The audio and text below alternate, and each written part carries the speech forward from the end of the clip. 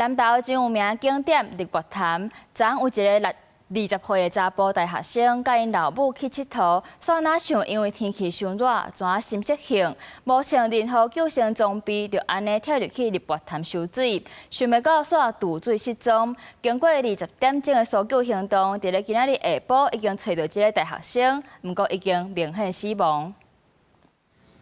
搜救人員使出人船，佇日月潭永吉橋附近來回找，佇26下晝找到渡水的現場的查某大學生，掩個人救起來已經救袂大。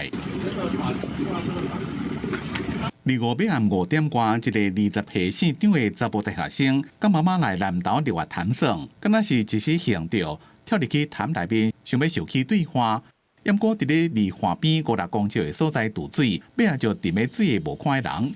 警消接到報案，出動幾路的分隊加特殊人員，找要到20點鐘才佇咧水底找到人。他母親是攔不住他啦，是這樣子供稱啦，是說他兒子執意要下水，啊攔不住他，那就是游泳到一半的時候發生溺水事件，那有目擊者報案。消防局講，日月潭水系看起來敢若正平靜，不過潭底地形懸崖差真多，水較深的有可能到4公尺到6公尺以上。而且日月潭會抽水發電，水下骹常常有正強的暗流。專業的教練講，像這種開放水系，水流無確定，溫度變化也大，不加危險。會有陡峭，跟它不穩定的水流，還有就是它的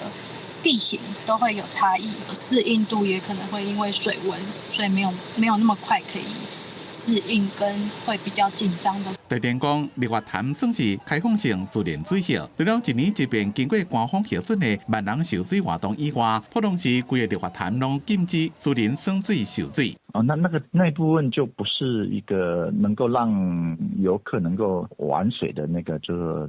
開放水域，那個是不能下去水裡面玩水的。立管處講，民眾若要耍水上活動，就要先經過申請許可，若是家己落去水內邊，會使依照發展觀光條例罰1萬以上5萬以下罰款。希望民眾唔通因為天氣熱或者是好奇落去水的，就要注意家己的安全。記者綜合報道。